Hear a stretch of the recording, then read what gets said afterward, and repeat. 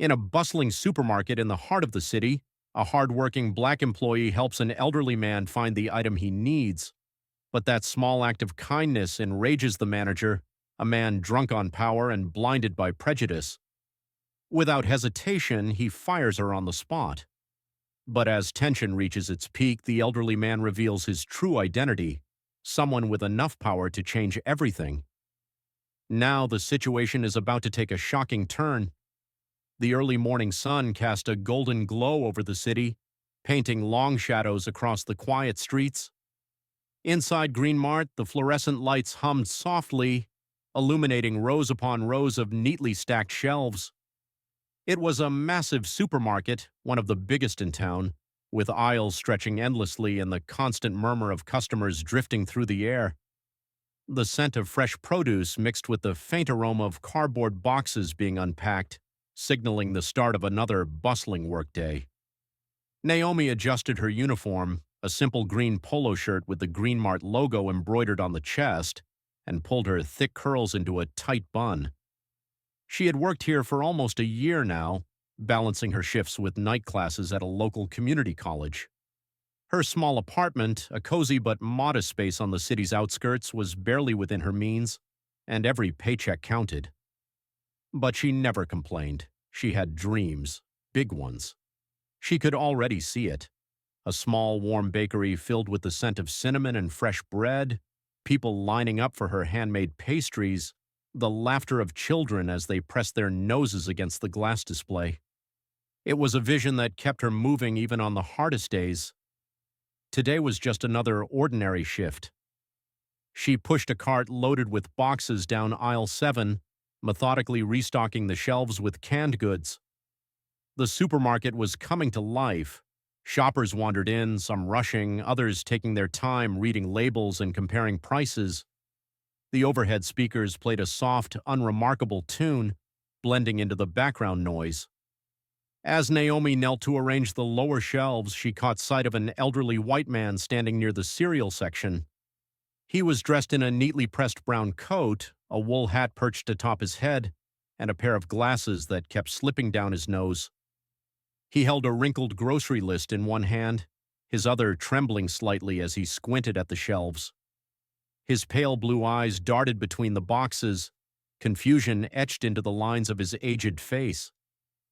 Naomi had seen him before, a regular customer. She recalled him moving slowly through the aisles on previous visits, always polite, always a little lost. Today, though, he seemed particularly troubled, his lips pressed into a thin line, his shoulders tense as if the sheer number of choices before him was overwhelming. Without hesitation, Naomi stood and approached him with a warm smile. "Hey there, sir. Need a hand finding something?" The old man blinked, startled at first, but then his face softened with relief. "Oh, bless you, dear. These aisles get bigger every time I come in." He chuckled weakly, shaking his head. "I have a list here, but my eyes aren't what they used to be." He held up the crumpled piece of paper, the writing shaky but legible. Naomi took the list and scanned it quickly. Basic groceries, nothing fancy. "I got you," she said cheerfully.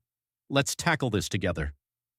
Walter, his name was written in careful looping letters at the top of the list, watched her with gratitude as she effortlessly navigated the aisle, picking out the right brands, double-checking the items as they moved from shelf to shelf. They talked. He asked her about school, about her job, and she found herself sharing more than she expected. She told him about her dream of opening a bakery, about how she spent her nights perfecting recipes, about the way baking felt like home, like something she was meant to do. Walter listened intently, nodding along, his kind expression never wavering. "You remind me of my late wife," he mused at one point. "She used to bake the most wonderful pies, said baking was her way of spreading a little joy."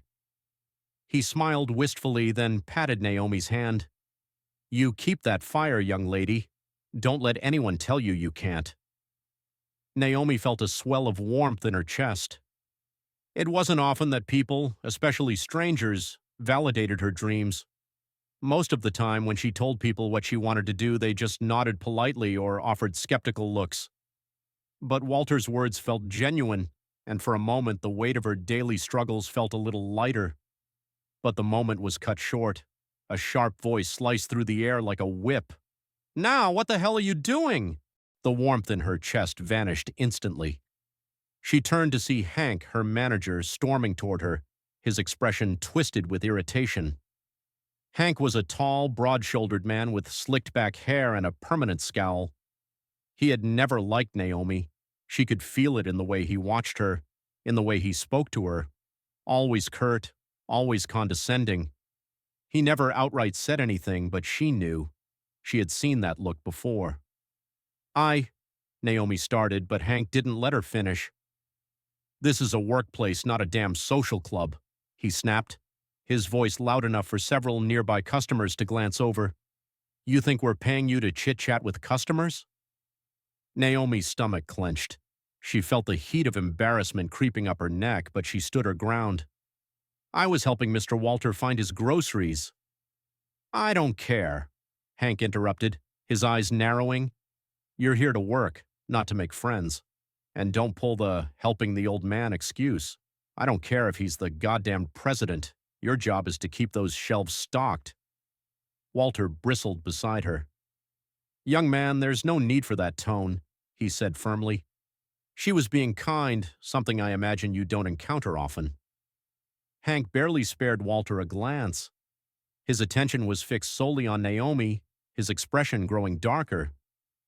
"Don't talk back to me," he warned. "Consider this your final warning."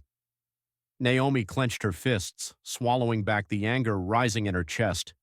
She had worked too hard to let someone like Hank belittle her, but she also couldn't afford to lose this job. Walter, however, was staring at Hank now with an unreadable expression. And though Naomi didn't know it yet, something was about to shift, something that would change everything. Naomi's heart pounded in her chest, a steady rhythm of anger and frustration threatening to spill over. She had done nothing wrong. Helping a customer, especially an elderly one, was part of the job, wasn't it? But Hank wasn't interested in reason. He stood there, his broad frame blocking her path, his arms crossed tightly over his chest as if daring her to push back. She could feel the weight of his authority pressing down on her, suffocating, reminding her of an unspoken truth she had learned long ago. People like him always expected people like her to stay in their place. Walter shifted beside her, his brows furrowing, his pale blue eyes darkening with something Naomi could only describe as disappointment. He had been watching the exchange closely, his grip tightening around the handle of his shopping cart. "Young man," he said again, his voice steady but firm, "I don't appreciate the way you're speaking to her." Hank let out a sharp, humorless laugh, his lips curling in a smirk. "And I don't appreciate my employees wasting company time," he shot back, leveling Naomi with a glare. "This isn't charity work. If you can't follow basic instructions, maybe this isn't the right job for you." Naomi inhaled deeply, steadying herself, refusing to let him see how much his words stung. But then Walter spoke, and his next words changed everything.